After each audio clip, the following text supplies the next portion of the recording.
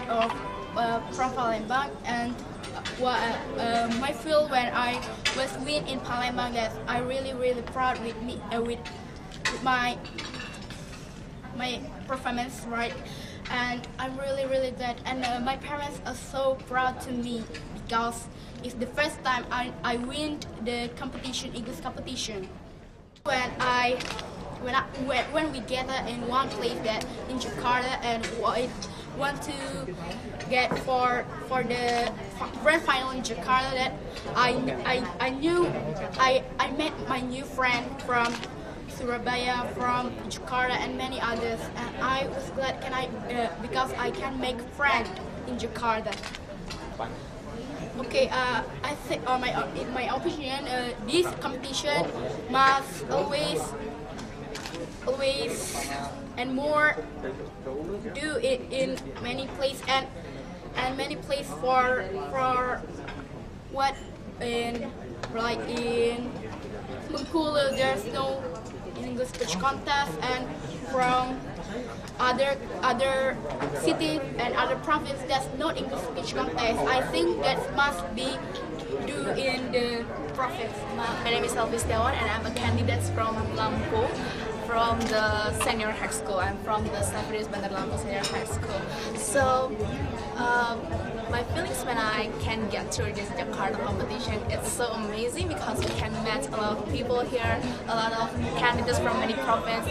It's really a challenging competition, and I think the idea of making this competition was really great in making a lot of provinces meet together to compete each other. So this is really a great challenge and a great opportunity to share what our mindsets. And my expectations for the next competition is Erlangga could invite more province than 12 provinces right now. So this competition really become the nationwide, and they also can invite the 33 provinces from the Indonesia. So I think that's all my opinions, and thank you for making this challenge for us. Ya, masalahnya.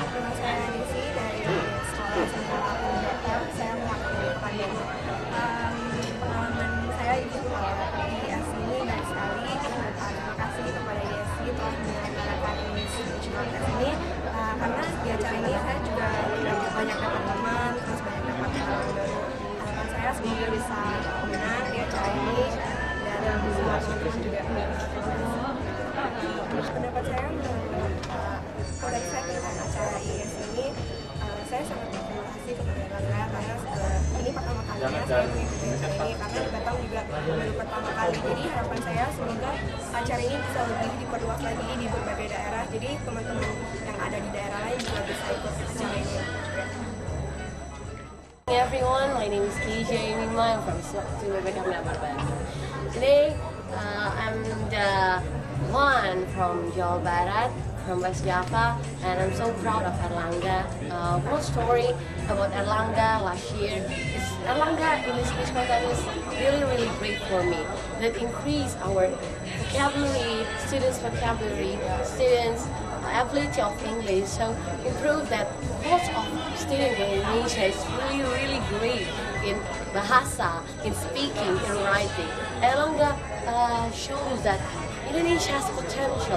That's why I'm proud of this contest, of this English speech contest, and the feeling is really great, so much great about Erlangga, because I know this is the place where we can speak our opinion, we can offer our opinion to the world, to the audience, and whole world knows that Indonesia has an ability, has the best potential that above the average. That's all about me, but Erlangga speech contest. Thank you. Myself, my name is from Central Province. I am the representation of Central coming from SMK 2 Logami. I believe this is the best occasion I have my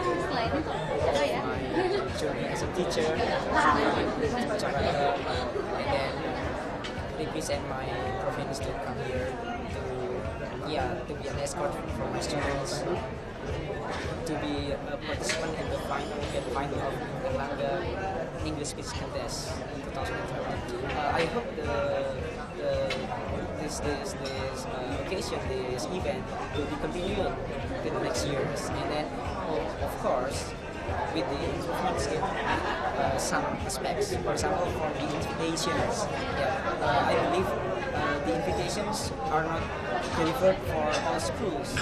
There are some other schools that register for the competition by themselves.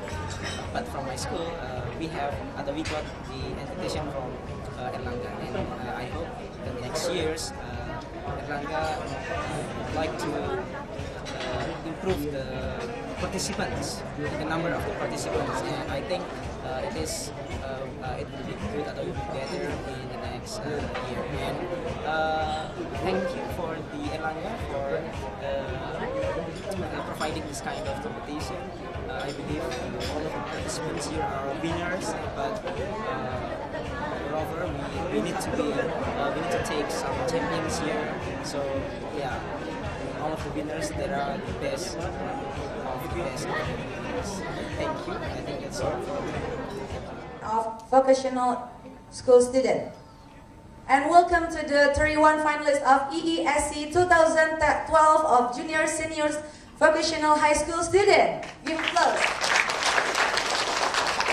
So they are coming from Jakarta, Bandung, Medan, and Surabaya, Pekanbaru, Yogyakarta, Banjarmasin, Samarinda, Semarang, Makassar, Palembang, and Lampung. And at this opportunity, they are competing their English skill here to prove that they're there to speak. They will speak up their mind about some issues. And for junior high school level, the topics are: what can you do to stop bullying? Preserving national culture and heritage, how to adapt to natural disaster, and how to face the globalization era. For senior high school level, the topics are anti-corruption youth, the importance of mastering English, youth entrepreneurship. If you were the principal, how would you run the school?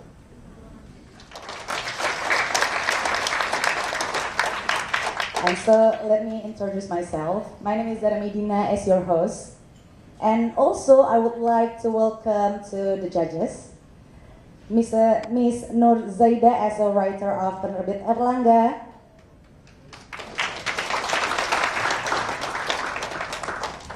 and welcome to Miss Sarah Hutahuruk as the director of PT Gelora Acara. Welcome, Miss. And also Mr. Rose McKay as a lecturer of Bina Nusantara University. And also the 12 finalists of junior high school level, the 12 finalists of senior high school level, and the 7 finalists of vocational high school level. Not to forget all the teacher and sport of each finalist, Penerbit Erlangga's representative. Magazine, okezone.com, Och Magazine, and Media Indonesia, and Student Globe.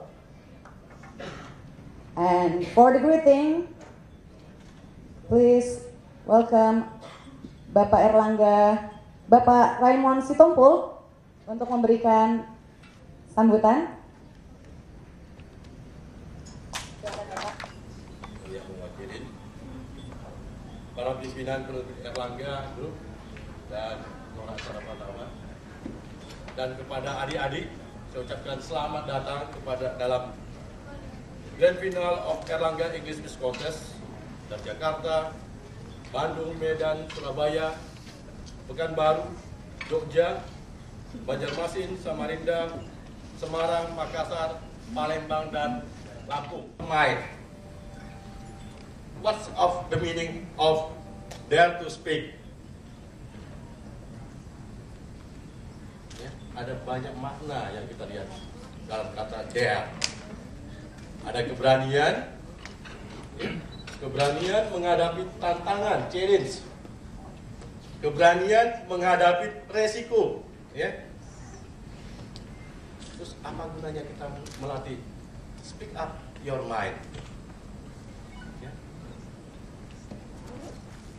Ini juga perlu keberanian, ya, mengungkapkan opini kita. Speak up, kita menyampaikan, kita menyatakan apa yang ada dalam pikiran kita, ya. Kartesius pernah berkata, saya berpikir maka saya ada.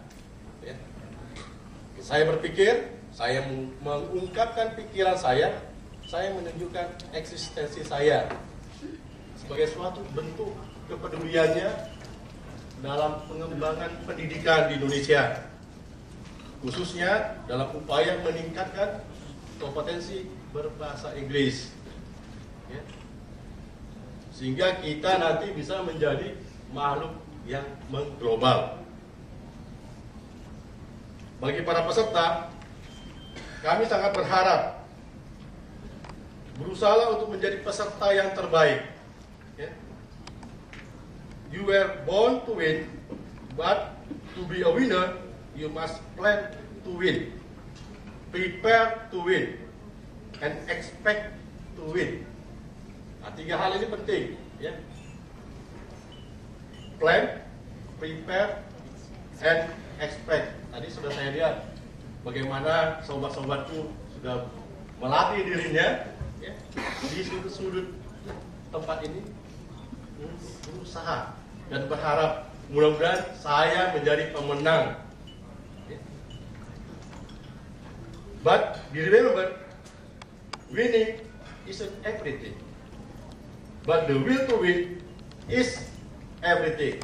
The will to be a winner.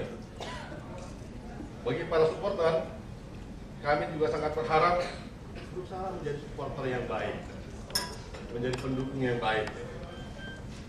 Bagi Bapak Ibu juri, terima kasih atas waktunya. Ya, kami berharap dengan kesediaan Bapak Ibu, kita dapat hasil yang terbaik pada kesempatan ini. Tidak lupa juga kami mengucapkan banyak terima kasih kepada mitra pendukung yang tidak dapat kami sebutkan satu persatu di sini. Akhirnya, kami mengucapkan selamat mengikuti Grand Final of Erlangga Speech Contest. Selamat pagi. Terima kasih Bapak Raymond. Assalamualaikum warahmatullahi wabarakatuh.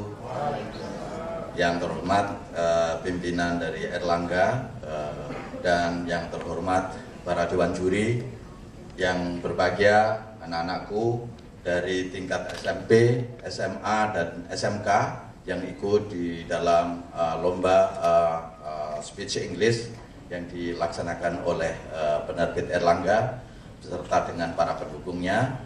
Yang berbahagia Bapak Ibu guru, orang tua, dan hadirin yang hadir pada kesempatan kali ini. Kami atas nama Direktorat Jenderal Pendidikan Menengah khususnya dan Kementerian Pendidikan dan Kebudayaan pada umumnya menyampaikan selamat kepada penyelenggara yang pertama. Untuk itu tepuk tangan untuk Erlangga. Kami bangga bahwa kepedulian Anda ini adalah bagian dari pembangunan sumber daya manusia Indonesia di masa yang akan datang.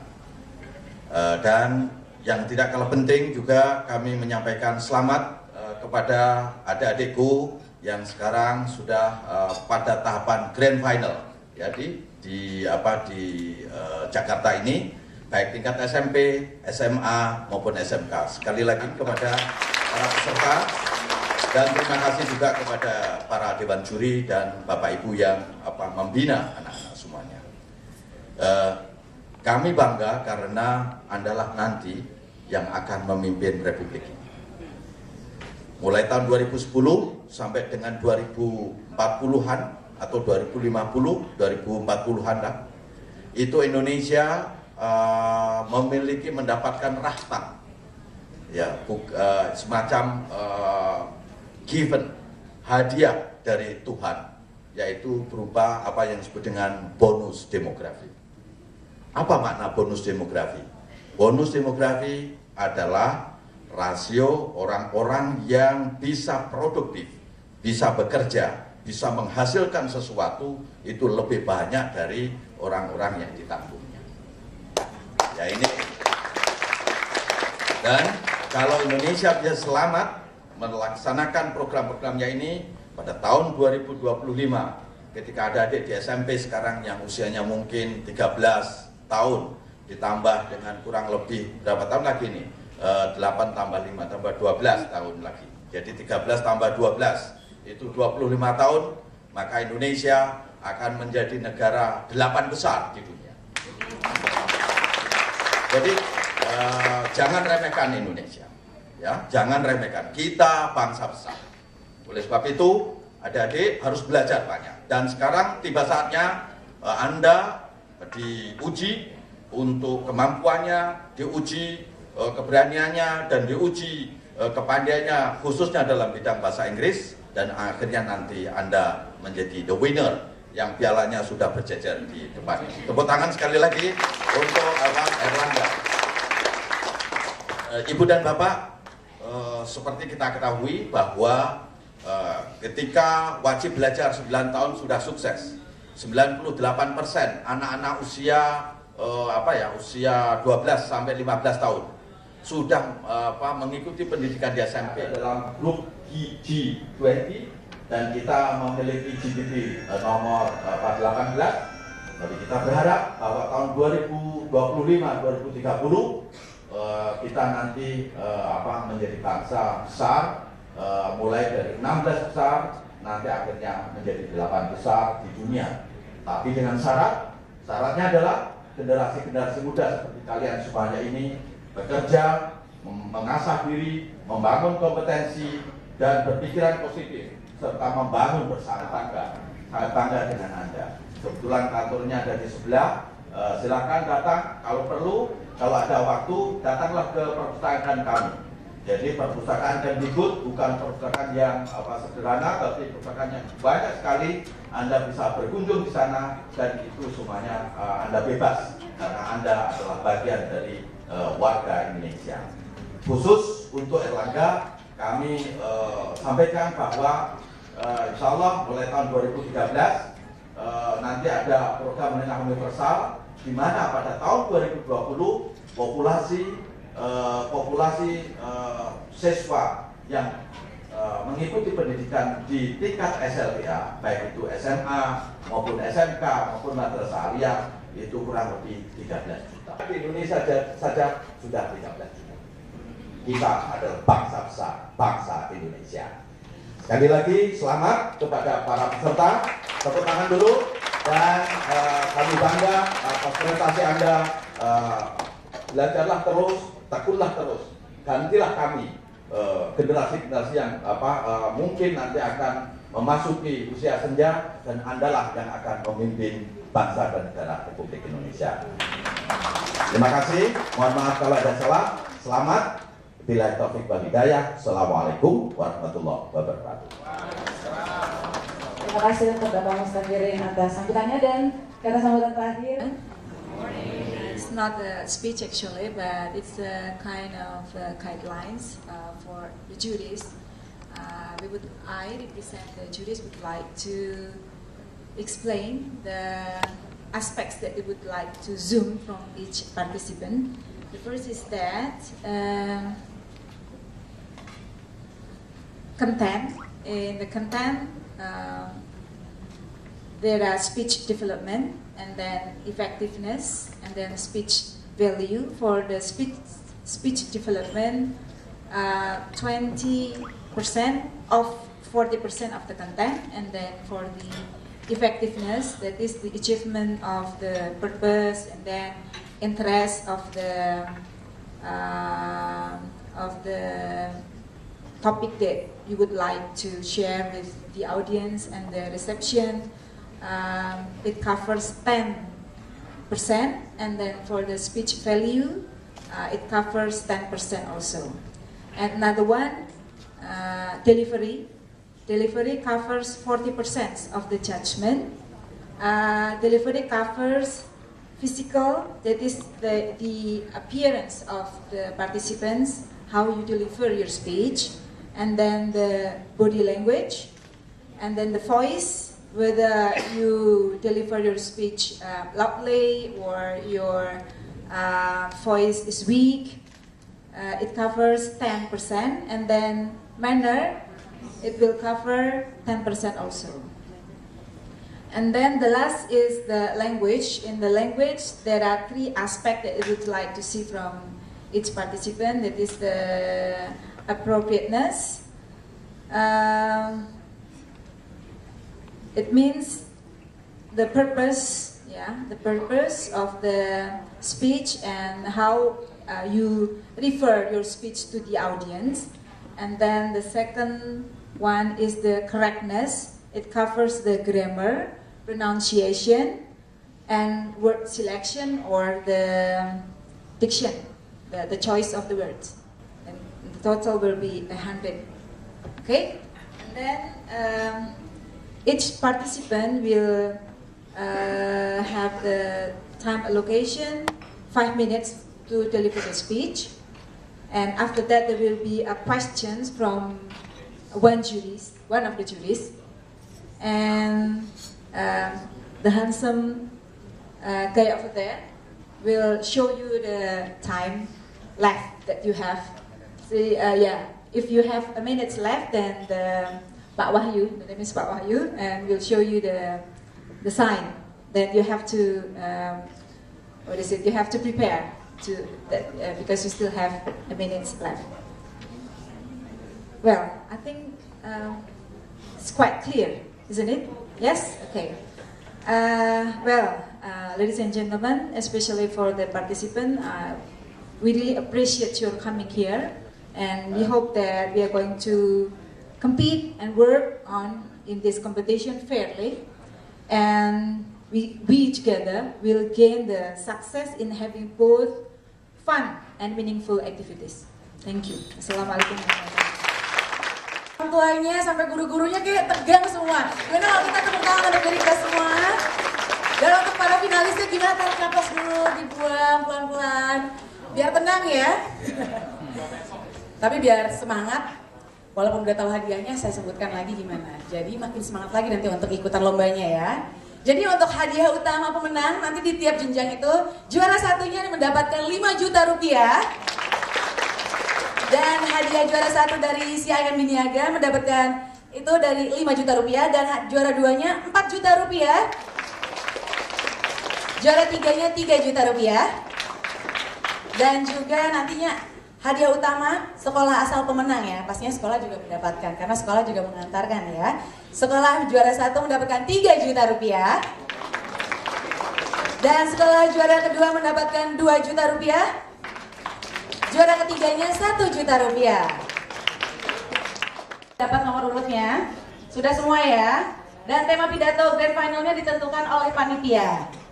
Dan juga nanti durasi pidatonya adalah selama 5 menit, tidak diperkenankan membawa catatan pada saat tampil. Dan tadi sudah dijelaskan juga 1 menit terakhir akan dikasih kode oleh Bapak Wahyu sebelah sana. Jadi pokoknya nanti sambil pidato, sambil melihat ke sebelah kiri apakah sudah ada tandanya ya. Dan juga, oh di tengah, oke di tengah, jadi biar nggak usah ngelirik-ngelirik. Untuk para finalis, boleh pakai mic atau tidak, tapi disarankan untuk pakai mic karena kalau dari kejelasan suaranya mempengaruhi nilai juga. Dan untuk urutannya nanti yang dimulai adalah peserta dari tingkat SMP dan juga lanjut ke tingkat SMK dan SMA yang terakhir. Tepuk tangannya dong dari tingkat baru ya. Saya panggilkan langsung ya, Hanifah Dea Pasha dari SMP Dharma Yuda Pekanbaru. Good morning, honorable judges, teachers, friends, ladies and gentlemen. My name is Hanifah Dea Pasha. I'm an 8th grader at Dharma Yuda School, Pekanbaru, and today I'm going to deliver my speech entitled How to Adapt to Natural Disasters. Earth, wind, fire, water, precious and yet destructible. Indonesia is not only blessed by a natural resource-rich land, but also a geologically unstable area and a number of volcanoes. In the past few years, Indonesia has seen more than its fair share of natural disasters, from volcanic eruptions to tsunamis to devastating earthquakes and more. It would seem that the forces of nature have it in for this beautiful haven. Natural disasters have become a great challenge for us Indonesians. It is not only financially frightening, but also psychologically horrifying. The shock due to natural calamities can create a very real terror. Natural disasters may occur any time. Therefore, the only choice we have is to prepare ourselves for the worst scenario. Responding effectively to disasters will always be essential, but nothing is more effective than preparing for disasters and preventing them. In the recently concluded the 5th Asian Ministerial Conference on Disaster Risk Reduction, held in Yogyakarta last October 29, 2012, our President, Dr. Susilo Bambang Yudhoyono, said that his administration has made disaster reduction as a top national priority. He said that human capacity and technical capacity at the local level must be developed. It is important. I myself agree with him. Human capacity includes knowledge, expertise, and wisdom. It is important that local communities are aware of the potential dangers posed by natural disasters to the areas. It is important that when the time comes, they will have the necessary courage and skills to respond in the most effective way possible. Ladies and gentlemen, I believe that a highly developed public education program is needed. It is important to emphasize how education and schooling can play such a significant role in preparing citizens for such catastrophic natural disasters. Students, teachers, parents, and communities are involved in learning about disaster risk as well as practicing early warning simulation drill and evacuation for expected and recurring disasters. For example, Sumatra is an earthquake-prone island. Therefore, schools must have a regular earthquake drill that are aware on how an earthquake comes. Another way is to develop an advanced technology against earthquakes and tsunamis and design buildings that withstand the impact of the waves. These proactive precautions by development and contingency planner will reduce disaster risk, minimize damage of materials, and loss of lives. While we cannot avert all natural disasters, our preparation for and responses to their human impacts can and must be improved. Taking responsibility is not an easy thing to do. Each and every one of us must do our share and contribute positively. Ladies and gentlemen, in conclusion, let me leave you with a quote by Leo Buscaglia, and I quote, "There are two big forces at work, external and internal. We have very little control over external forces such as tornadoes, earthquakes, floods, disasters, illness, and pain. What matters is the internal force. How do I respond to those disasters?" Thank you for your attention, and have a pleasant day.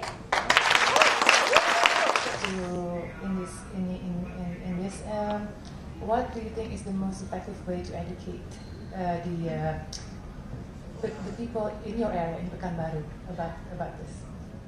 Pekanbaru is to it's near Sumatra, right? So there, as I mentioned in the speech, that Sumatra is an earthquake-prone island. So usually, like in our school, in my school, Dharma Yuda, we have a simulation drill. So like whenever there's the signs or like warnings for earthquake, the teachers or anyone would turn on the drill, and it would people would already know, students and faculties will already know how to respond when the earthquake comes. Thank you. Good morning, everybody. My name is Media Tamitri Aryani. I'm 10th grade, and I'm from MTSN Warman Banjarmasin, South Borneo. Today, I'd like to talk about how to adapt to natural disaster.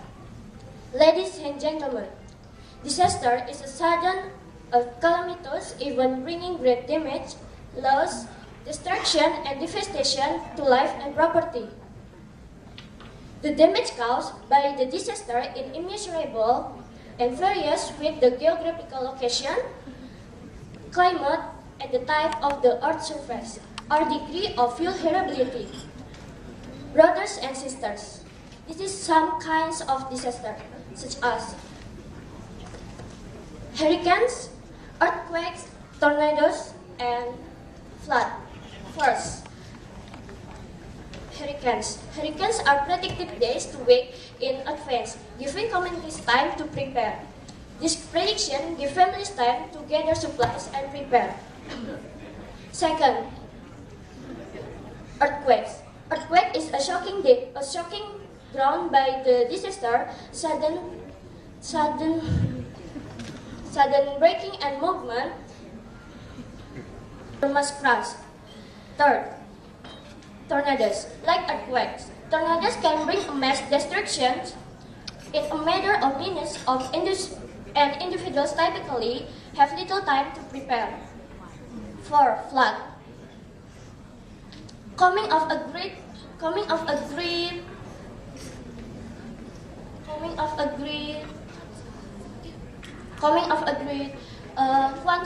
water is over a place that is usually dry. Ladies and gentlemen, natural disaster is cannot be separated.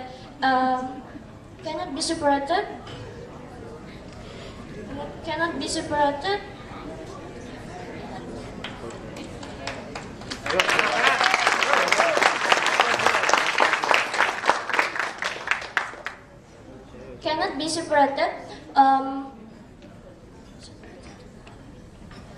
by the people and the environment.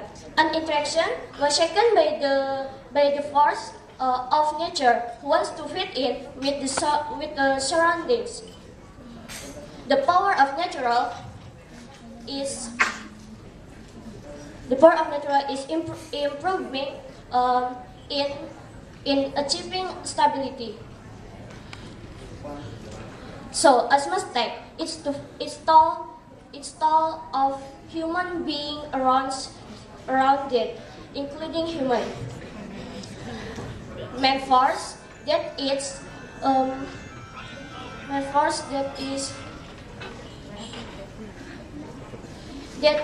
to adapt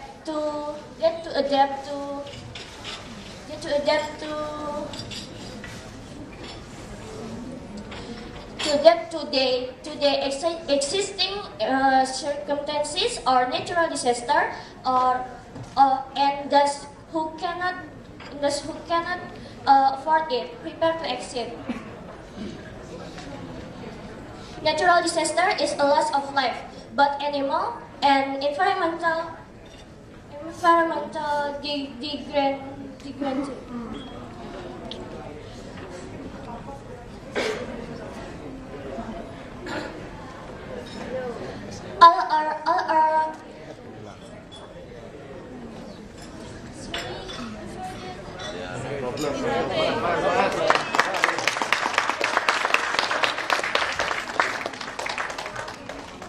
All are composed of material caused by the forces of nature in the land.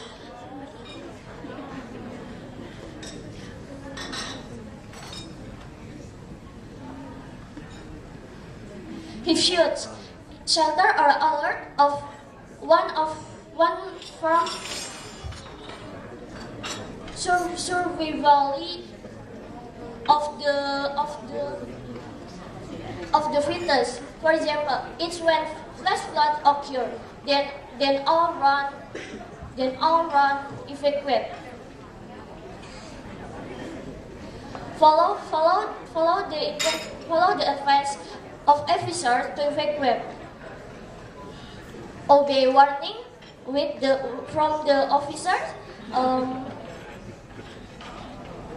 Remaining strong, quiet and reciting gracefully and still think clearly. Ladies and gentlemen, brothers and sisters, that's all my speech. I think it's enough. Thank you for your attention. in those kind of situations? I met, Kata dari Bandung. Langsung saja saya panggilkan Michelle Yolanda dari SMPK BPK Penabur Bandung. Good morning, honorable judges, and also ladies and gentlemen. First, I would like to thank our Lord because of His blessing we can gather here today. Before going to the point of my speech, please let me introduce myself. My name is Michelle Yolanda from SMPK 1 BPK Penabur Bandung. On this special occasion, I would like to deliver a speech about preserving national culture and heritage. First of all, what is national culture and heritage? National culture, in view of Ki Hajar Dewantara, is the peak of the regional culture, while heritage, based from UNESCO World Heritage Center legacy from the past. It is what we live with today and what we pass on to our future generation. Our national culture and heritage are both irreplaceable sources of life and inspiration. There are so many examples of Indonesian national culture and heritage, such as wayang, batik, Reog Ponorogo, Borobudur and Prambanan temples, and many more. Unfortunately, Indonesian culture and heritage have been forgotten day by day. We are not proud anymore of our national culture and heritage. Ironically, we are just looking forward for another culture and heritage. We are more interested to something which is now being a trend without thinking whether if it is good or not. Western culture has greatly influenced Indonesia in many aspects like science, technology, and even modern entertainment such as television shows, music, film, as well as political system and issues. So what can we do to preserve our national culture and heritage? First of all, we should have the sense of nationalism. What is nationalism? According to the first president of Indonesia, Soekarno, nationalism is defined as defending and serving your country wholeheartedly. Nationalism can create harmony, link our past to our present, and give people the sense of identity. Secondly, we should realize that Indonesia is a very rich country. The culture of Indonesia is created by great and unique differences. For example, there are 6 religions that influence Indonesian culture. Those are Islam, Christian, Catholic, Hindu, Buddhist, and Konghucu. The cultural diversity can be seen from Indonesian art forms. For example, wayang, the traditional theatrical puppet shows, was a medium in spread of Hinduism and Islam among Java villagers. Both Javanese and Balinese dances, quote-unquote, tell us the story about the ancient Buddhist and Hindu kingdoms, while Islam art forms can be seen from mosques and the other buildings, especially in Minangkabau and Aceh regions. Although we learn another language such as English, it doesn't mean that we forget or even we despise our own national culture and heritage. On the contrary, we can increase our nationalism by appreciating our own language, Bahasa Indonesia, more, and also learn English in order to spread our heritages worldwide. Let us know and learn about our own national culture and heritage. Tell them to the world and be proud of it. That is all my speech about preserving national culture and heritage. I hope from this speech, we can realize that our national culture and heritage are both very significant and we should preserve them. I'm reminded of an Anyan quote stating that patriotism is our conviction of nationalism that this country is superior to all other countries because we were born in it. So, we have to love our country, Indonesia, and be proud of it. Let's preserve our national culture and heritage. Thank you for your attention. God bless you. To preserve the culture and heritage of your region. As a student, first of all, I will tell the world that we have to be proud of our own national culture and heritage. Then, we must be there enough to show, to use, for example, batik, not only in special occasion, but also in our daily life. Then, we can promote to the world. Here, this is our batik. This is our national culture and heritage. I'm proud of it, and I will tell to the world that you have to know about this too. That's all from me. Thank you. Dari Bandung ya. Setelah dari Bandung kita pergi agak jauh dari Samarinda. Langsung saja saya panggilkan Hanin Fairusal Sabila dari SMP Negeri 1 Samarinda. Silakan Hanin. Audiences and also all the finalists. Today, I want to take the topics of preserving national cultures and heritage. Ladies and gentlemen, Indonesia is an archaeological country. It is consists of 17,508 islands in it. It is populated by peoples of various migrations, creating a diversity of ethnicities, languages, and cultures. We have so many variants of cultures in our country. For the example, the first we have batik, the second Reog Ponorogo as the example of the traditional dance, and the third many more again. But do we see that sometimes we are less in overseeing our cultures because of the big amounts of it? For the example, Malaysia. Malaysia claims that batik is their own culture, which have been given very glorious. Ladies and gentlemen, in this reformation era, are we fully being able to be said that we are already independent now?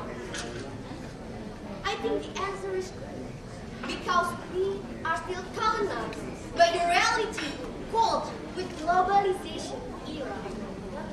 The interest of so much globalization without limitations in us that our culture will be forgotten, a future in someday less. Children of the nations nowadays, how ironically and how tragically, they don't know civilization. But you know all the love songs. They give more of appreciation to the Korean styles, Korean dance, but they don't know what is Budok and Japan dance are. And they are so proud of it. Government, it is the time for you to propagate our own cultures. So, how? What is the step? By adding our own culture as the basic competence of the education in each school in Indonesia. Parents of the children of the nation, all of you also have a big role in these topics. It is the time for you to introduce your children about their own cultures, education, so that they would be able to recognize, love, and even appreciate their own cultures. They are the next generations who will lead these nations 10 until 15 years afterwards. We should keep this, not disregard it. Ladies and gentlemen, we should start our efforts of preservation from now on, or the chances of losing our own heritage as the weather. We can start with the little things that affects the big things someday later. We can start from our family, from our surroundings. Ladies and gentlemen, at last, but of course not least, it is worthwhile for us to support its preservation itself. But we also need to remember that it is important for us to support its role in combating poverty and how the fathers it shared as the vision for a prosperous and peaceful global community. I believe that we can preserve our own cultures, starting by growing up our awareness in each of ourselves of how much valuable our heritage are. So, ladies and gentlemen, keep the urge of the young generations to keep, to build up, and to fill up our nations by the achievements and the developments of the cultures. I'm proud being Indonesians. Glory, glory, my Indonesians. That's all for my speech. Wassalamualaikum. My question for you is: you said that we need to increase awareness to preserve our local culture and heritage. Nowadays, technology is taking a big role in our life. Do you think we can use technology to promote, to increase awareness? If you think so, how? To the international worldwide by using technology. Because technology is amazing now. It can access many things as fast as possible as we want them to be. So I think it can so much meaningful to us to increase our awareness by introducing our own cultures. First of all, I think we should know about our unique cultures is the basic first. Because if we don't do that, how can we appreciate it? And I think from them, if the awareness of the children of the nations has already grown up, I think it is possible for them to promote our own cultures to the international worldwide. That's all I can say for my Tidak memakai mic tapi suaranya sangat lantang sekali ya. Dan juga tadi sudah ada anak-anak perempuan sebagai pembuka. 5 berasal dari Palembang, langsung saja saya panggilkan M. Akbar Putra dari SMP Perempuan Palembang. Silakan M. Akbar. Ladies and gentlemen, and all my beloved friends, good morning. My name is M. Akbar Putra. I'm the first grader of Perempuan Secondary School, Palembang. Soekarno, first president of Indonesia, wrote in his book, Di Bawah Bendera Revolusi, page 5. Nationalism is all about the originality of feeling, rather than to copy from the other nationalism. It is said by the feeling of love, belonging, and humanity as a country, Indonesia.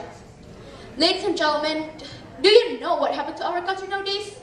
Our young generation are proud if they can sing Western or Korean song, or even imitate the popular dance, such as Gangnam Style, instead of the Indonesian dance itself. And what cause of these cases? Those are caused by globalization era. Well, that's what I want to deliver to you today. A speech entitled Globalization Era and How to Face It. Ladies and gentlemen, realize or not, we are right now in tight globalization era. Globalization era is an era when the world is becoming smaller and borderless because the advance of information in technology and communication that flows fast, spread into countries, and affect all aspects of community life. In short, in this era, our world becomes so much modern and advanced. Ladies and gentlemen, this era gives us both positive and negative impact. The positive impact is by using modern electronic devices, Indonesian people can access all information from all over the world. Wow, it seems those are really amazing, right? But unfortunately, the globalization era steadily gives us negative impact too. They are, by using modern technology, they can do criminal action. For example, uploading crime posts and videos, cheating people by using social network, and etc. And the really worst, ladies and gentlemen, is from social and culture side. Because of the globalization era, Indonesian people can't influence of Korean and Western culture so much. Advertisement from abroad insists our Indonesian women that white is beautiful. So they didn't compete to change the color of their earthy skin. Ladies and gentlemen, the culture from abroad really fulfilled in our TV and internet and can make our young generation think that those cultures are better than own culture. And what happened then? If we let it happen, our young generation will lose their identity as Indonesian people. Oh no, that's really much terrible.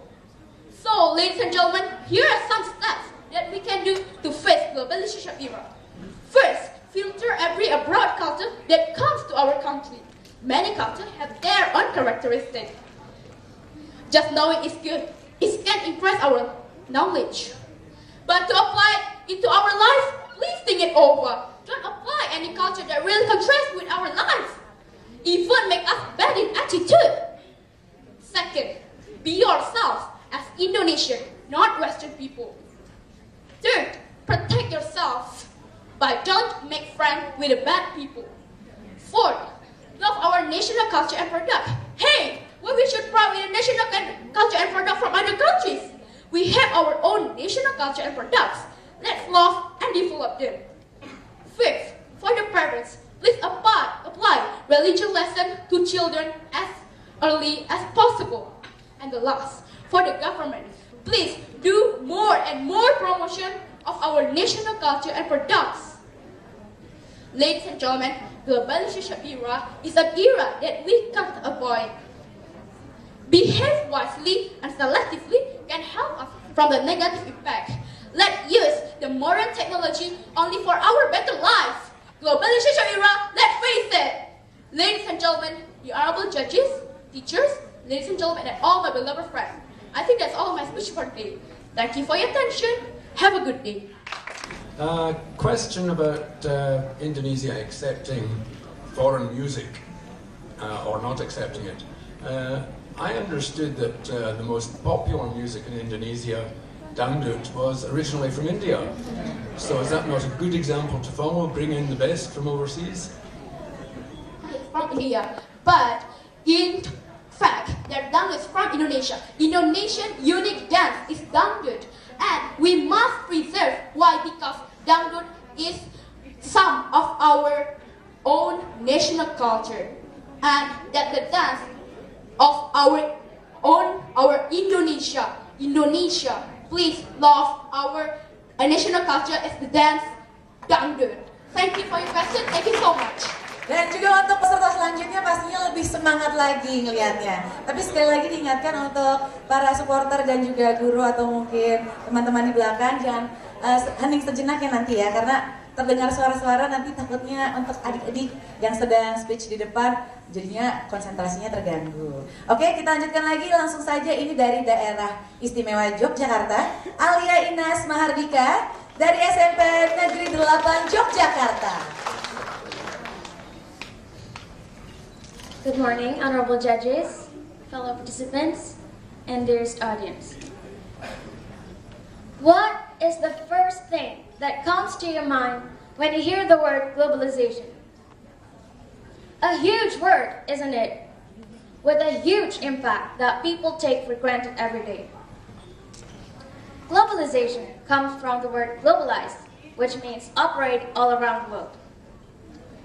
Globalization is the process of the international integration arising from the interchange of worldviews, products, ideas, and other aspects of culture. Just in case you haven't noticed, we are now living in a world with almost no boundaries, or well known as global village, meaning we are connected to people from all around the world. I'm sure all of you here have heard that Mr. Barack Obama has been re-elected by the people of America. Or maybe most of you here got the K-pop fever. Or for another example, an information posted in someone's Twitter in Singapore can be read by someone living in Paris or even in our country, Indonesia.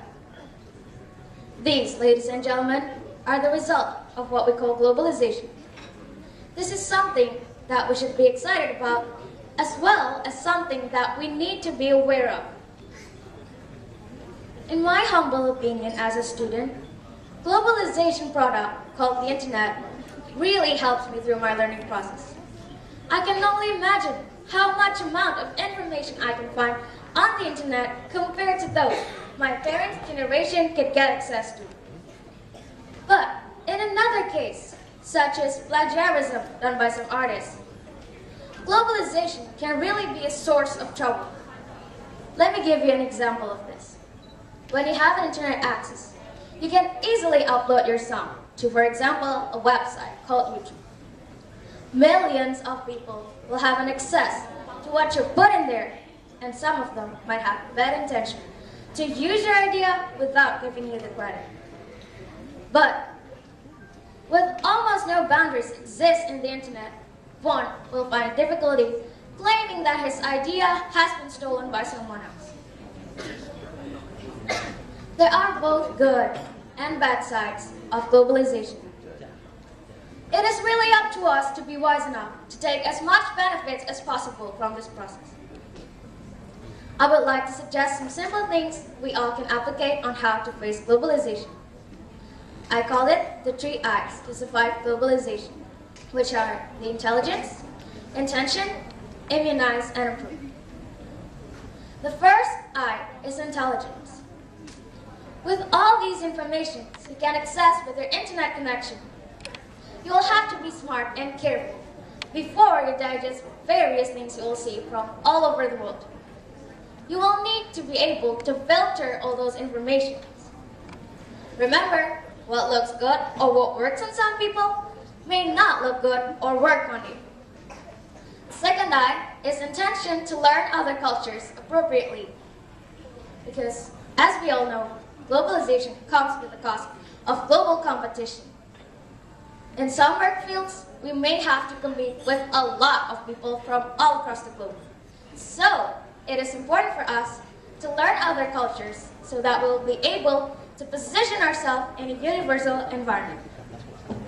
The third and the last I is to immunize yourself from the disadvantages, yet improve yourself with the advantages of this globalization era. It means that you should be open-minded, but you should also remember to stay true to yourself and try to keep your best original characters.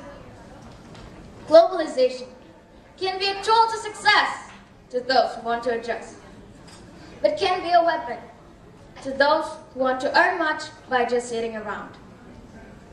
As Paul Virilio once said, the speed of light does not merely transform the world, it becomes the world. Globalization is the speed of light. I, Alia Ines Mardika from 8th Junior High School, Jakarta. I think that's all my speech. And the last thing I want to say is globalization is not something that can be avoided. It is something to be embraced, to make a change for a better world. Thank you for the attention. Well, of course, for education, yes. And then I would like to know, from your point of view as students, how should those traders, especially in your place in Jakarta, to face this globalization era? In my origin, Jakarta, with this globalization product called the internet, they can really use it to promote their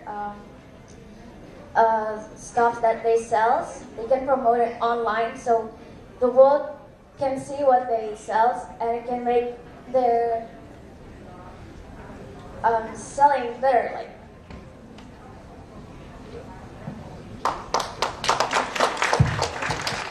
the impact is the loss of life. How horrifying it is. So, we must always say no and always try to stop bullying. But, these days, kids like us never think that we are being bullied. We just think it's just kidding. Because the bully will say, hey, just kidding. But actually, he feels, yeah, I'm bullying them and they don't even realize it. So, before we know what we can do to stop it, we must first know what bullying is.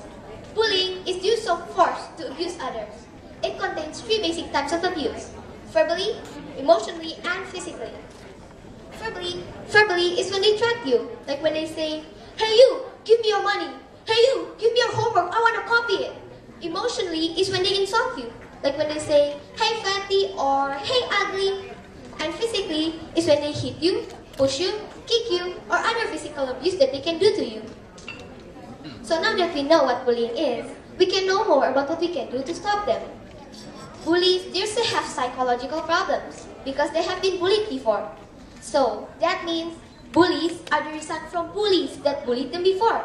So to stop bullying, we must first never be a bully. And if you are being bullied, you should do something I call STAR. Let's take a look at the first letter, S. S means stand up to yourself. Tell the bully to stop bullying you. Because the bully, they usually stop when you please beg them to stop. But you must always remember to say it with nice words. Because if you say mean words, hit back, or call the bully names, he will get angrier and want to hurt you more. If the bully says no, do the second letter, T, which is tell your parents or your teachers. They will know what to do, and they can always talk to the bully's parents. The bully usually stops after the second letter, but if he doesn't, do the third letter, A, which is always try to avoid them. Walk with a group of children or with a teacher to your classes. Bullies are usually afraid of teachers, and if he does something to you, you will have witnesses. Last but not least, DR. It's the most important one, which is you must always remember to never have resentment or to hate the bullies. Because if you start to hate them, you can be a bully too. And remember, my friends, being a bully is much worse than being bullied. So come on everyone, let's join the Stop Bullying group. So when we grow up, we can all be friends, work together, and change the world, heal it in into a better place for all of us. Roses are red, flowers are blue. Together, let's make the world better. Better for me, better for you. Together, we can absolutely do better. Because we, the next generation, if we can think it, we can dream it, we can absolutely do it. Thanks for all your kind attention. God bless you. Experience being bullied and try to stop it? Yes, I have been bullied before. Usually my bully, I was scared, but I laughed. I followed her laughing, but I said, please stop, because if you don't stop, I will tell my mother. And then she stopped. Bullies are really afraid of mothers and fathers and parents. I really know that. Very good, thank you so much. Langsung saja saya panggilkan Nathan Panjam Dharma dari SMPK Raja Wali Makassar.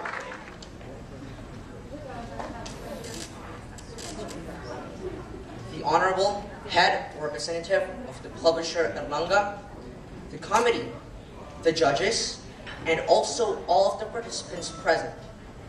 Good morning. Good morning. Before I start, I would like to thank you all for giving me this opportunity to give my speech before all of you. My name is Nathan Panchadharma. I am from Raja Wali Junior High School, Makassar, South Sulawesi. Today, we will be talking about bullying. First, we start off with what is bullying? Bullying is a common word in school.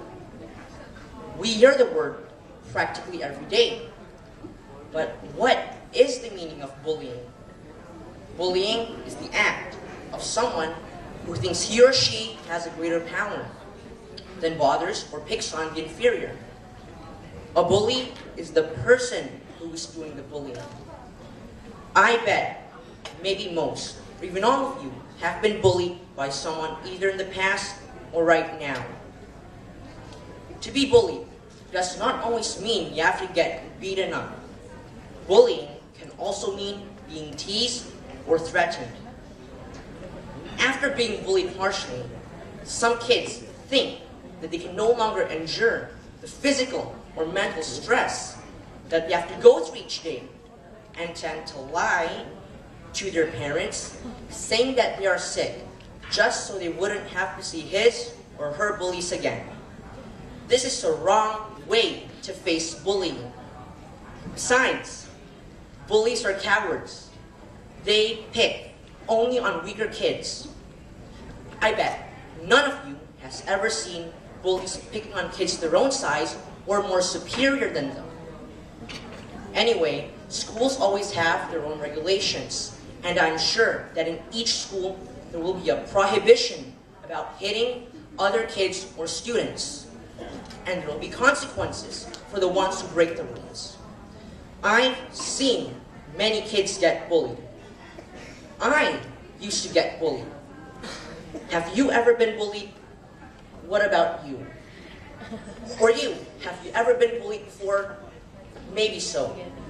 Bullying can also happen in social networks, such as Facebook, which causes the victim to either commit suicide or go around killing schoolmates because they do not know how to deal with the pressure.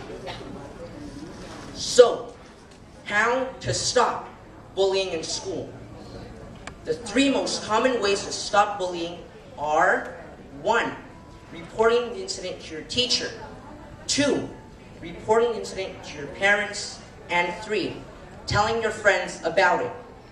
Remember, bullying will not stop if you join the gang. You will still be bullied inside the gang because you are either one of the weakest or the weakest in that gang. At the same time, you yourself will become the bully. The best thing to do is facing the bully. The most important thing when facing bullies is to stand up for yourself, not giving them what they ask for, not to entertain them. Sometimes you don't have enough time to report to your teacher. The bully will just hit you on the spot. In this circumstance, you can either run for your life and report the incident later on, or you can stand up and protect yourself. If you report the incident, most likely you would still be bullied several more times before the school takes action. But if you stand up and protect yourself, the bully would think twice for picking on you the next time he sees you. Ladies and gentlemen, as a student, my role is to expose bullying. You see, bullying is a big thing that is not given enough attention, which worsens the situation. But hopefully, as I finish this speech, all of you would think of bullying as something not to be neglected, and schools can therefore start contemplating on what to do about bullying. Thank you for your attention.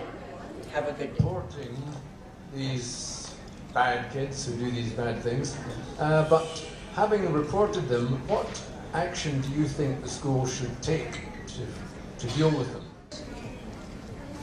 So, in my school, there's a counselor that dedicates kids who bully other kids to behave more politely. Yeah, that's pretty much it. And the penalties, sometimes they're taken out of the school for some time and later brought back in. Sometimes they are kicked out of the school. Yeah, so that's what happens in my school. Ya, kita selanjutnya langsung saja memanggilkan peserta dari Sumatera Utara, dari Medan, Hari Prabowo. Good morning, our honorable judges, ladies and gentlemen, and my beloved teacher and friends right here. First of all, I thank God for His blessings as I have the opportunity to stand here and speak in front of all of you in this contest. My name is Hari Prabowo. I studied at Cinta Budaya Junior High School in Medan. Today, I would like to deliver a speech entitled Preserving National Culture and Heritage. Nowadays, governments and some organizations are so concerned about the progress of cultures and heritage's preservation. But what are the definitions of the word culture and heritage? Okay, well, let me clarify. Culture is basically the way in which a particular group lives at a particular time. Because time and social condition affect the form of people's culture. On the other hand, heritage means a feature related to culture in a particular society which still exists from the past and usually contains historical importance. As we all know, there is an unaccountably enormous number of cultures in the world. Let's take our country, for instance. There are over 1,000 tribes in Indonesia, which each of them has their own cultures. Moreover, each of the cultures has their own unique heritages. But there are some problems that have aggravated them. The question is, what are they? Well, I'm here to elaborate them. Speaking about heritages, everyone should be thinking about abandonment, recovery, and history subject. Okay, well, let's take one instance from our country, heritages. Indonesia proudly presents Candi Borobudur, which is one of the world's 7 wonders. But what will happen if it ceases to exist? Absolutely, that's a big pity. In fact, its condition isn't very well. Not only Borobudur, but also lots of heritages in the rest of the world are abandoned, left, and even forgotten. The attention of people towards culture and heritage are getting less and less. Though there are some organizations that are concerned about these matters, they are absolutely still not enough. We also have to start it from ourselves. Otherwise, our precious treasures will be lost. It's too bad if the next generations can't see the real-life treasures their parents always talk about. We have to maintain this incredibly serious problem. Okay, well.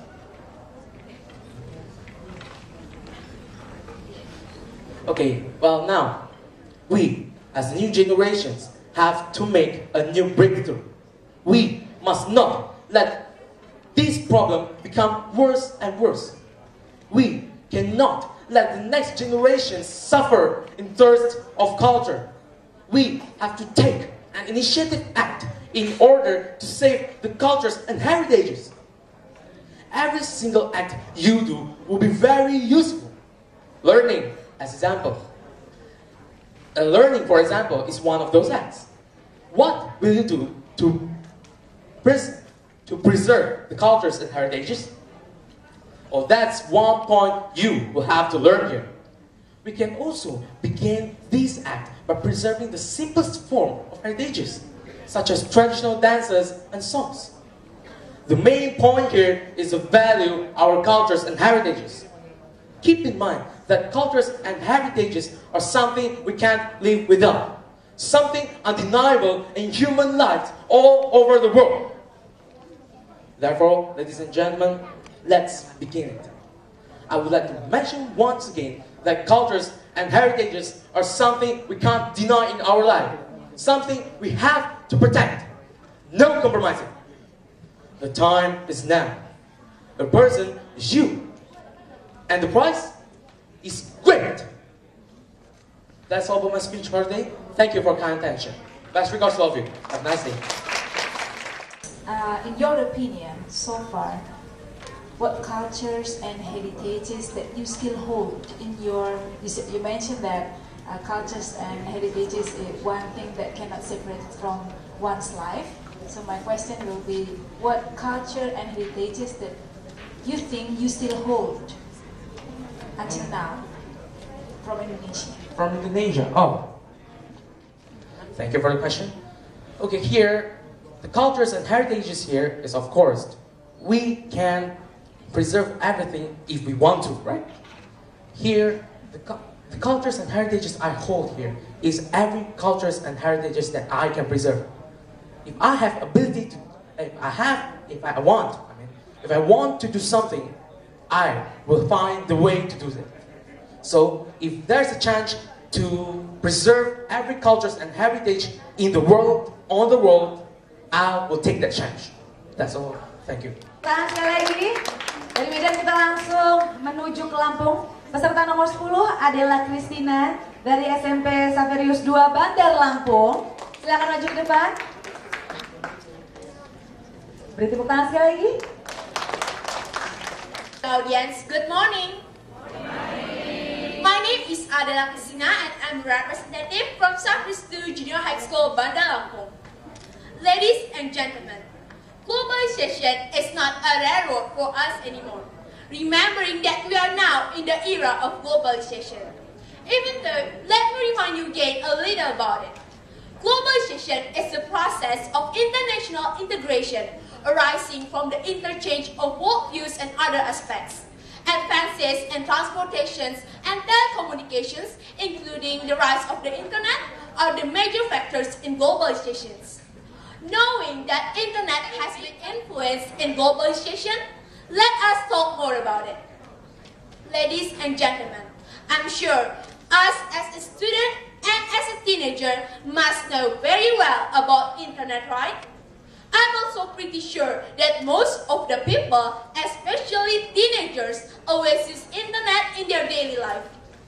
Internet is the world without rules where all the cultures from all around the world are being one. Internet makes our life a lot more easier, from finding information, helping with homeworks, buying things from online as a refreshment, and even for communications. But when there is positive, there will always be negative things that we should be aware of. For example, first, getting addicted to game online, or so-called game addict, which is a very serious problem for students like us. It makes us want to study as general. Second, the virus, which is very dangerous for our computer if we are not careful, because there are so many undetected viruses which spread freely on the internet. Third, cultural invasion. For example, the internet itself overwhelmingly is the cultures of the English language. It counts cultures based upon the Indonesians, the Chinese, the French, and other languages have been weakened. Fourth, you can also forget that there are also so many videos and pictures which are not suitable for children in our age. It makes us get mature in time. Ladies and gentlemen, do you know that there are some cases where people die because they are getting addicted to internet? Things like that can happen because they don't know when to stop. They don't know how to stop. They don't know how to handle the internet. So what can we do to avoid getting addicted and the negative impact of internet? First, to avoid getting addicted to game online or things like that, we can try to pick a hobby, join many activities, and even getting more focused on your study or works. Second, we also need to be careful when we are using the internet. We don't open any strange sites or even any strange mail that you get. Third, we also need to have the ability and the strength to resist the bad influence of corrupt thoughts and cultures. Fourth, do not open do not even have a mind to open any strange videos and pictures like that. Seeing sites like that can damage our mind and moral. Instead of seeing sites like that, we can try to open funny sites or even educational sites. Ladies and gentlemen, internet indeed has been a great use in our life. It is also indeed has been a great major factor in the globalization era. But that's even becoming the reason for us to use internet with a sensible mind. We need to be careful and be able to pick what's right and what's wrong. And in my opinion, that's the major factor of how we can face the internet and even the globalization itself. That's all for my speech. Please forgive me if I have any mistakes, and thank you for your attention. That you mentioned about internet, games addiction, maybe inappropriate pictures, access to videos that are not suitable for your kids, for children of your age. So, but there are a lot of positives also. So my question is, should there be like a minimum age? Because the solutions that you give us involve a lot of self-control, right? And then we have to like control ourselves not to access like all these internets, but they cannot be like monitored by our parents like all the time, right? Do you think that should be like a minimum age? If it's not, why? And if you agree, what is the youngest age for anyone who can access the internet? Okay, thank you for the question, Miss. Metro videos, what I mean in that is like metro videos and pictures which is not suitable for children our age means they are not already, their mind and moral is not already like an adult. They are still teenagers, like children under the age of 18. I think they are not suitable to watch things like that. Help us to not allow, like giving us warning when we will like, maybe for sometimes there's like our friends tell us like there's some videos you can see this and we want to watch that videos. There's like some kind of warning like these videos are suitable for your age. There's something like that. I think the age under 18 and 17 is not suitable to watch things like that. Thank you. Nomor 11 dari Surabaya Azam Rais Al-Baiki dari SMP 1 Ponorogo. Solution come from the simple solution. So the simple sometimes can solve the big problem. Ladies and gentlemen, here am Azam. I'd like to take a speech under the title of The Simple Way to Stop Bullying and Its Impact. Audience, what we are talking about the bullying itself. In Indonesia, there are so many cases about bullying. Friends in our Manda, in the SMA 7 Jakarta and SMA 6 Jakarta have been in a war or in the chaos condition because insult each other. Of course, this kind of the condition make all people worried about the bullying itself because insulting is also one part of the bullying. So ladies and gentlemen, not only for the senior high school student, but also the bullying had already begun by the elementary school student itself. So we have to know that the reason of them to do bullying is, of course, first, they want to be the existence. They want to be the axis one in their schools or even in the region. So this kind of the motive is clearly to us that they want to be the strongest in their schools or the region. So ladies and gentlemen, after knowing about the background and also the motives of them to the bullying, badly, we have to know that the bullying itself. Ladies and gentlemen, what is bullying? Exactly. Bullying is the physical intimidation and aggression toward the other students or even the other people. So, if this is the physical, but not only for the physical impact, but also the physiological or mental effect that can affect them to make them as the victims. Of course, the victim will get depressed and make them be low self-confidence. They cannot say that they cannot continue their life, of course. The impact in society or even can make them being in low life. So this kind of the condition is very serious threat for many people in this world. So ladies and gentlemen, so what is the solution?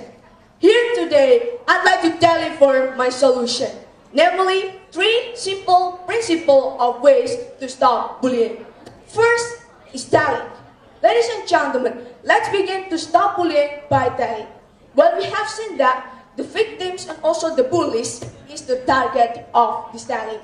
Because right now, the victims need to be told because they can't tell the supervisor or even the parents itself. So they can motivate the victims that they want to be in the high self-confidence. So they can be a strong people, strong student. So the parents can motivate them so they can be a strong student again after being bullied.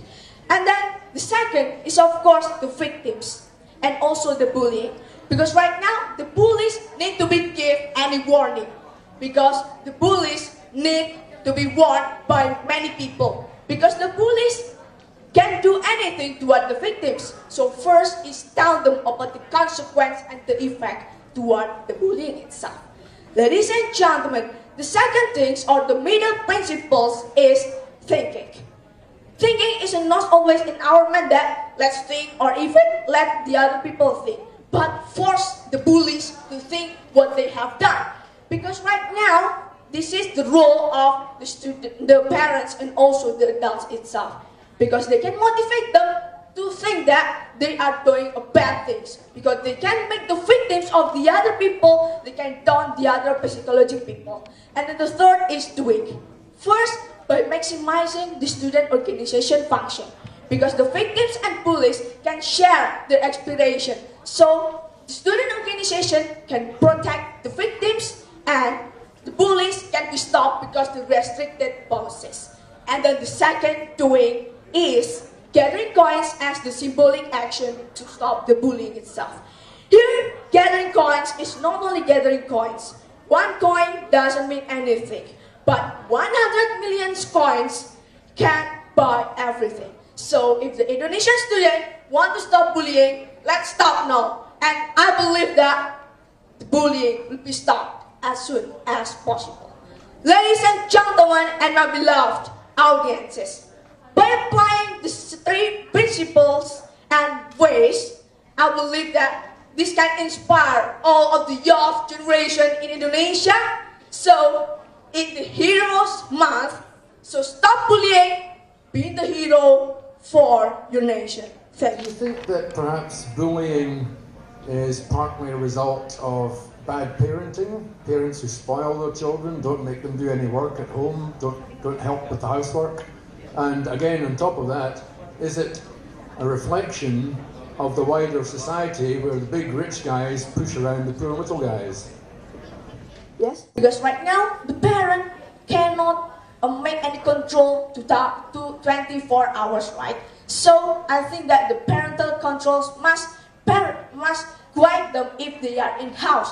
But in the schools, of course, maybe the other people or even the guidance or counselor in the schools can make any protection also or restricted policies to protect them. Of course, because right now the bullying is everywhere. So I think that the parental guidance and also the counselor and guiding in the schools can be combined and make any protection toward the bullying itself. Thank you. Peserta terakhir tingkat SMP ya. Langsung saja saya panggilkan peserta nomor 12 dari Semarang, Anugerah Pekerti Islam Milenia dari SMP Negeri 2 Semarang. Honorable judges, ladies and gentlemen, good morning. How are you? Good? Awesome. So, my name is Islam Milenia, and I'm 7th grade student. Firstly, I want to say that it is indeed an honor for me to be right here with you all on this very happy moment. Today, I would like to share with you an actual topic. But before, I want to ask you a simple question. Why? Why are there so many natural disasters these days? Ladies and gentlemen, natural disasters are around us. They were with us in the past, are with us at the moment, and will always be with us in the future. We were forced to live with them every day, and it seems like we have no choice, right? Because practically, we live on a planet that is continually changing its forms. What's the best thing to do then? Ladies and gentlemen, about 2 weeks ago, Superstorm or Hurricane Sandy attacked America and caused severe damage, especially in New York and New Jersey. Almost 50,000 of people were evacuated from their houses and forced to live without electricity. As well in Japan last year, a strong earthquake and a big tsunami hit, swallowed, and killed over 16,000 people and injured the other 6,000. Similarly, in Indonesia, 8 years ago, in 2004, a giant tsunami claimed hundreds of thousands of lives, making millions of people miserable, homeless, and even hopeless. Honorable judges, those are only 3 of thousands of natural disasters that have so far affected our life. And we all know that so much more are coming in the future. But we don't know when will they come and attack us, nor we have any information of the time of their coming. We don't know when will they come and carry away our houses, families, and life. With our human expertise and technology, we can only predict and estimate.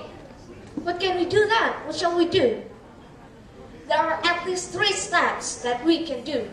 The first one, we should prepare and train ourselves. If we are prepared and trained, we will know what to do before, during, and after the attack. Prepare anything that is important to deal with any emergency situation. The second one is to stock some supplies, like flashlights, food, and especially water. And last but not least, this is the most vital one. Respect our nature. That's right. I mean, come on, respect our Mother Nature. People, look around us. What have we done to Mother Earth? Have we paid enough respect to it? What have we done? Nurture it? Completely destroy it? Ladies and gentlemen, I'm afraid that our respect towards Mother Nature is disappointingly low. That's even if we have any. You know, destruction and exploitation is happening all over the world, taking places on the land, on the sea, and even on the air. We should stop them. Prepare our environment then. And we can do it by doing small steps, like plant more trees, recycle our waste, and so on.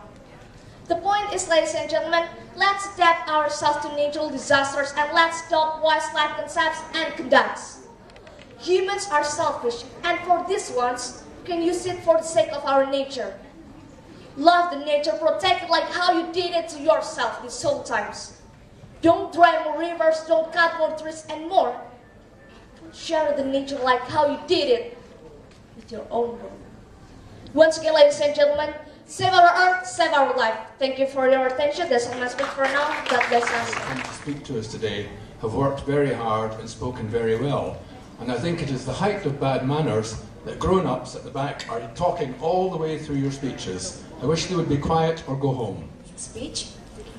My questions will be, what kind of natural resources that likely happen in the Semarang, in your region, and how should people in your region or in Semarang adapt to that kind of situation?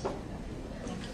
Thank you very much for the question, and I'll try to answer it with my best. Firstly, well, I just moved to Semarang, so I don't really know what is the most common natural disaster that happened in Semarang. I just moved to Semarang from Jakarta this year, so I don't really know. But for all I know, the most common stuff that we can do is, of course, prepare ourselves, and plus, we should socialize it with the people. Because mostly these days, people tend to just blow it away and, okay, natural disasters happen, and so what? We can deal it anytime, but they don't know how vital it might be, that it might kill people, like I said before, the examples. And, you know, people should be aware that their nature is crying for their help. It's crying, please don't do this to us. They're screaming to us, but we don't want to hear.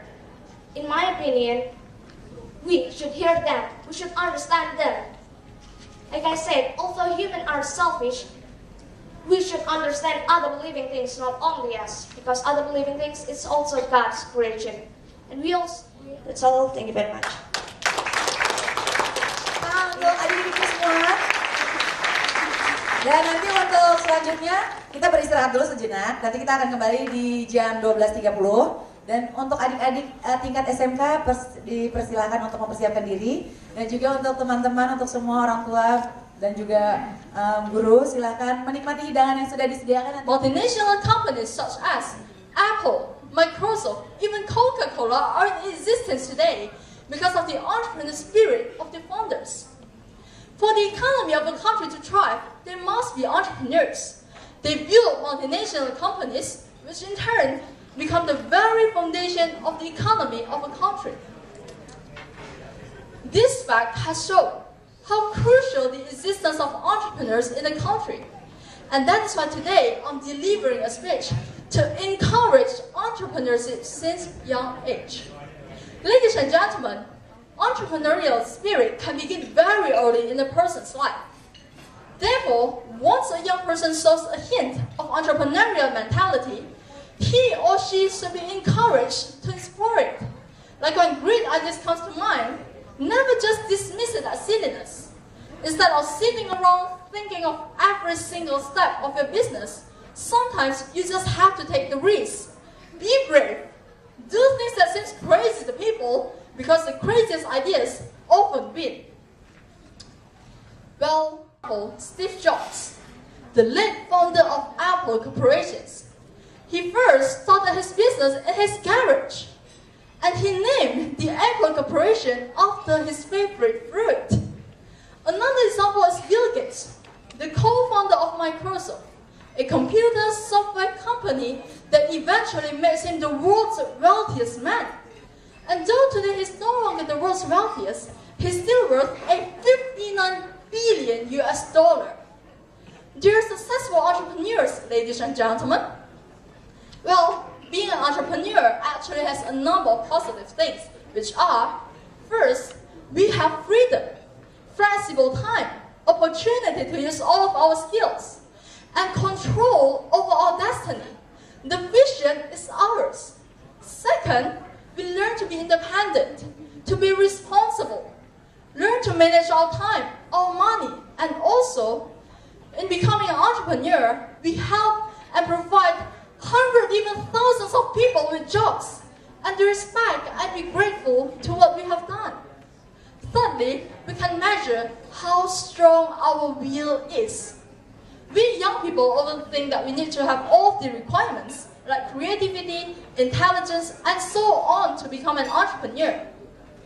We are afraid of the risk, so we are determined to only work in a company to get the highest position possible. But we get it wrong. To have the skill is not everything. The first step is to have the will.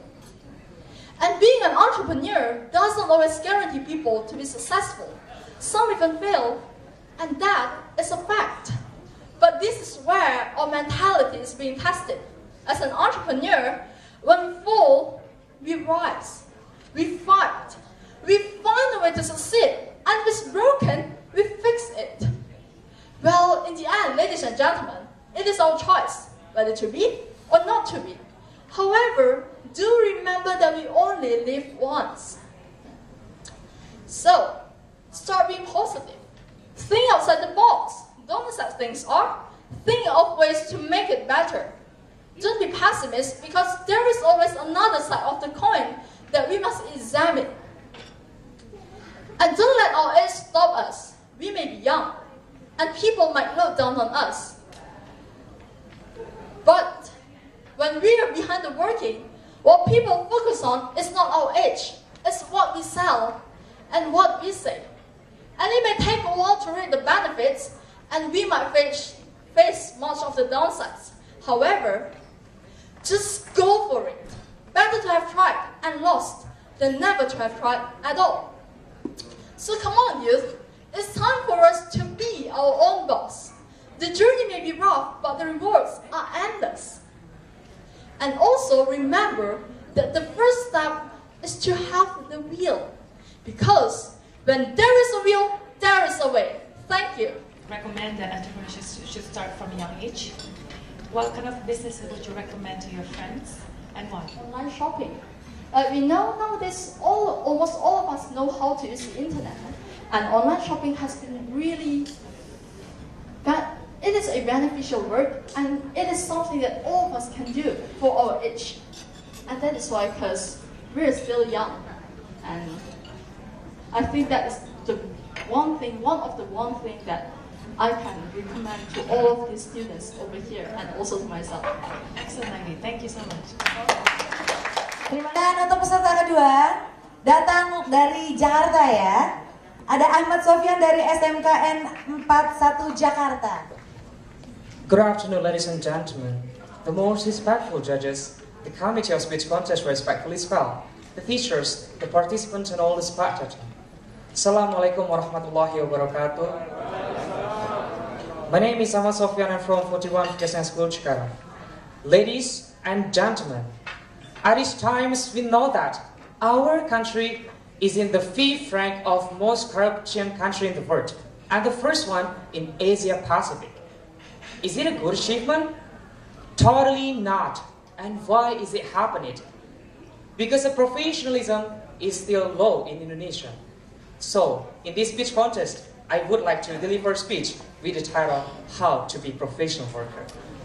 First of all, let me to explain to you what is professional worker itself. Professional worker is a person who has a job, an expert in the job field, can be trusted for handling job and also get paid to carry out the job. And professional needs high-level education. Ladies and gentlemen, at this time we live on globalization era, which is full of demands.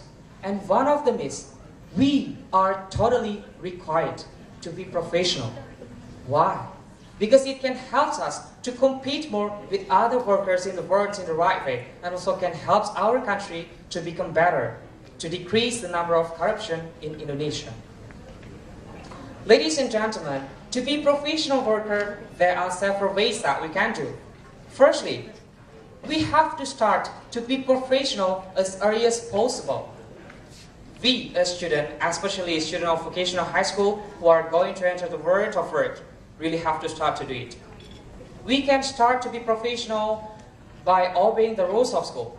If the rules say that you are not allowed to come late, so we have to come to school on time. And if we are given homework by the teachers, we have to finish it honestly before the teachers want to correct it. And do not cheat. Ladies and gentlemen, those are the example of being professional at school. And why we have to start to be professional as early as possible. Because ladies and gentlemen, I do believe that something which can be success, because it's a habit. So, if we try to apply in ourselves, doing something professionally is our habit, I do believe that we are going to be professional worker in the future. Secondly, to be professional worker, there are 3 main things that the worker have to have. First, skill. Yeah, we should know what skill that we have. After we already know about it, we can look for the job which need that skill. Because if we put our best in our job, I do believe that it will make us more comfortable in working. And the second one is knowledge. Not only expert in our job field, but we also have to be knowledgeable and master a variety of science related with our job. And the third one is attitude. This is the most important thing. Attitude. In attitude, there is responsibility. Yes, we have to be responsible with our job. We have to finish our job on time and submit it when it's supposed to be ready, etc. And the second, work full time. I mean here, work full time is we are not allowed to come to the office not on time and also leave the office accordingly. And the third is aside personal interest and prioritize the working. Whatever our mood, but we still have to do our job with heartful happiness. And the fourth, honesty. We have to be honest. I mean honest in here is we are not allowed to curb the money, time, etc. And the last, respect. Even if we are the boss at the company, but we still have to be humble to the other employee at the company. Ladies and gentlemen, the biggest problem influenced by unprofessionalism is corruption. That was happening in our country, Indonesia. And the effective ways to decrease it is we have to be professional worker. Thank you so much. Yeah, good speech, covered a lot of professionalism and corruption. I understand the way your mind is going in that the more professional people become, hopefully the less corrupt they will become. But this is going to take no small amount of time. It's a question of not months, but years before this comes to pass. So in the meantime, how are you going to handle corruption? In the short time, to handle the corruption in Indonesia, we in here, in my opinion, there's no things that we can do to decrease the number of corruption in a short time because it's so complicated. So yeah, just like in my speech, we just can be professional worker to decrease it. So in my opinion, there's no ways to decrease the number of corruption in a short time. For example, in a month, I do not believe it. So we just have to be professional worker. Yeah, it's gonna take a long time to decrease the number of corruption because in Indonesia, corruption is the biggest problem that we have to decrease, that we have to delete. Okay, thank you so much. Nomor 3 ya, nomor 3 langsung aja dipanggilkan Anissa Madinah Mahmud dari Yogyakarta, dari SMK Indonesia Yogyakarta. Ladies, gentlemen, and honorable adjudicator, Assalamualaikum warahmatullahi wabarakatuh. Today, I'm standing here to deliver a speech about the implementation of SMK BISPA. But before that, thank you to Allah, the Almighty, who has given us His mercy and blessing, so we can meet together in this Erlangga and the speech contest 2012 with healthy condition. Secondly, don't forget to deliver our salawat and salam to our Prophet Muhammad SAW, who has saved us from the darkness. Now, I remember my parents always say, don't you ever listen or talk with a stranger. And today, I don't want to be a stranger for you. So it will be better if you got some introduction first, right? My name is Anissa Madinah. I'm from Pharmacy Professional High School of Yogyakarta. You can call me Nisa, Dina, or Pretty if you want. Just like I was saying to the first, that today I will give a speech about the implementation of SMK BISA. Well, nowadays that we see that the society was underestimated the vocational high school because they think that senior high school is better than vocational high school. That's why the government tried to increase the good name of the vocational high school itself by launching the slogan of SMK BISA. No, I will tell you further about the SMK Bisa. SMK Bisa is a spirit to reach and show that vocational school students are amazing. They are ready to work, smart, and competitive. Now, I will explain you one by one what are the meaning of ready to work, smart, and competitive. The first is the vocational high school students are ready to work. We know that the vocational school are placed to learn the specific skills such as the major of medicine, industry, pharmacy, chemistry, and so on. And the student of the vocational school was oriented to well-prepared worker after they get graduation, and they can also continue their study in the university level. Based on that, we can compare with senior high school where the students are learning the general subject.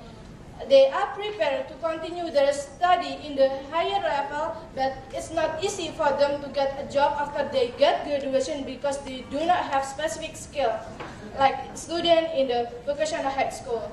And then the second point is vocational high school students are smart.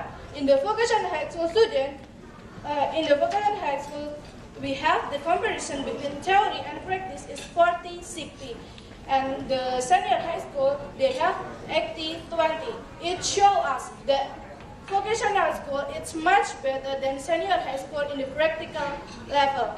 And I believe that a little theory but a lot of practice, it's much better than a lot of theory but a little practice. Because, you know, ladies and gentlemen, when we have a knowledge, when we have a skill, but we do not practice that, it will just become useless, right? And then the last point is the vocational high school students are competitive. In the fact, we can see in the job vacancy, the requirement is for those who have skill and and experience. And this requirement is more suitable for the vocational school because of course, they have skill, and also they have experience from the practical lesson from PKL or fieldwork practice.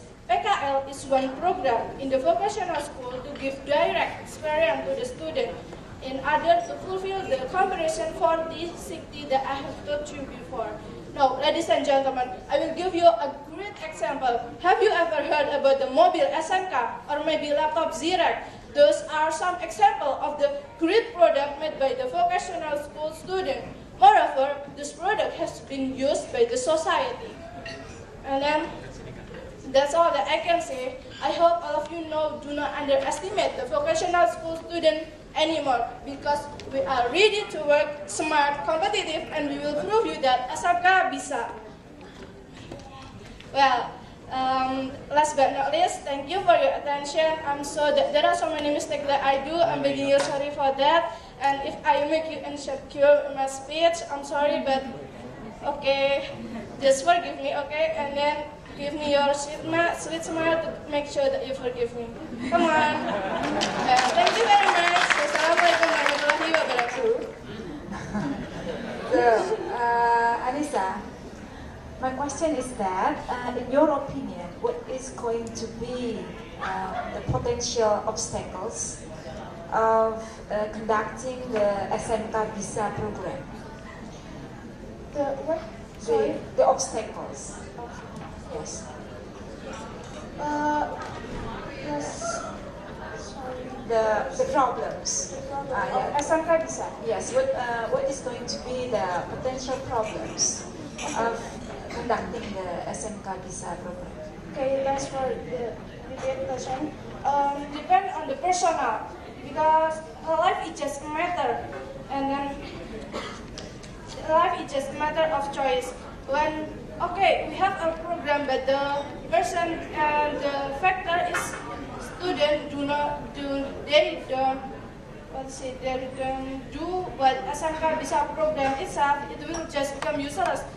For example, when we are in a high tower and the choice to go down is the stair or jump, we have to choose, right? It will look stupid if we want to go down, but we do nothing, or worse, we just sit and wait a ferry to come and carry me down. it was the factor from the student itself, for the student. So they are happy to be a vocational high school student, and that will make the SMK Bisa program. Anissa dan Kak Kartini Batam. Dear ladies and gentlemen, first of all, let us thank to God who has given us hope and brings us from darkness to brightness. And also thank you to all the audiences who have given me this precious time so I can stand and speak in front of you now. Well, in this opportunity, I'd like to convey a speech about developing Indonesian culture and tourism. But before I start my speech, allow me to introduce myself. My name is Desi as the representative of Kartini Vocational High School, Batam. The honorable adjudicators, dear ladies and gentlemen. Let me start by informing you that we are now facing the modern era that's full of challenges. We, as youth generations, have no choice except to be brave in facing the challenges. All of us know iPhone or Samsung Galaxy Note, but do you know what Serimpi dance is? Yes, it's one of our cultures from Central Java. As we know, Indonesia has a lot of tribes. From these tribes will later form a different culture from one another. But how many tribes can we mention? Perhaps the answer will be counted on the fingers. Ironic indeed. The cultures of Indonesia are stretching from Sabang to Merauke, which have dozens or even thousands of cultures as the legacies. Culture in this case is understood as a learned behavior and conducted by the group of people from the community. But unconsciously, some of our cultures have been claimed, such as Reok Ponorogo from Central Java and Pandat dance from Bali that appear in the commercials of the countries around us. This proves that we, as citizens, are less concerned with Indonesian cultures that should be preserved, but we ignore. So today, I will share to all of you about how to avoid the annexation done by foreign nations and how to develop our cultures by first, involving culture into education area. Education is an important aspect in life. We are, as students, also a part of education world. Therefore, education is one of the biggest distributors in developing our cultures. But let's take a look. Most students now prefer doing hip-hop dance or modern dance, but they do not realize that traditional dance is more interesting. So, we should start establishing the dance club or music club at school. Besides, school nowadays often organize study tours, which can bring a big advantage as well. By traveling to the places around Indonesia can help students see the fact that Indonesia has a lot of tourism destinations that we should preserve. Second is showing traditional attractions in order to invite young generations to know more about our cultures. By witnessing at how beautiful the arts are, they will be motivated to participate in culture itself. So, directly or not, it will help preserving our cultures. Ladies and gentlemen, my explanation shows how closely the relationship between the national culture of Indonesia and tourism. Culture, as one aspect of tourism, can be used as a potential in tourism development. Culture and tourism have a reciprocal relationship. If we have preserved our culture, then of course, Indonesia will be known as a nation with its beautiful culture. How if foreigners come to see our cultures? How if foreigners are interested in our cultures? This will give impact not only to the cultures, but also to the tourism itself. That's why, if we want to develop our cultures, we also need to develop our tourism. But how to develop our tourism? First, never steal any nature heritage. As we know, there are so many nature heritage stealing cases, such as coral reefs, sands, and many more. But why don't we imitate Japan? The citizens don't want to sell their cherry blossom to another country because they don't want others to have the same thing like they do. People come to Japan just to see their cherry blossom because they don't have one. And that's what makes Japan unique and beautiful because of the highlighted cherry blossom. Second is keep the cleanliness. If we have the clean environment, then of course people will be glad to visit Indonesia. Like Singapore, their government finds people who throw the rubbish away.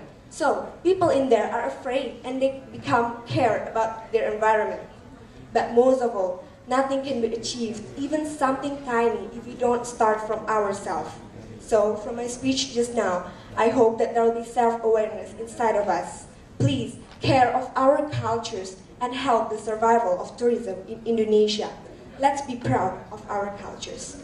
The honorable adjudicators, dear ladies and gentlemen, that's all that I can deliver. Thank you for your attention and good afternoon. You covered a lot of, it's a big topic, and then you mentioned a lot of ideas. And then one of them is to increase the awareness of culture and education is to actually make dance club, music club in schools. Should that come from the students or mandatory from the school administrators? Actually, in Indonesia, we have an organization which we know as OSIS. So I suggest to everyone here, especially the members of OSIS, we should start establishing something like Sanggar Tari or the dance club that support the traditional dances of Indonesia. So directly or not, it will help preserving our culture. Thank you. Sekali menjawabnya ya.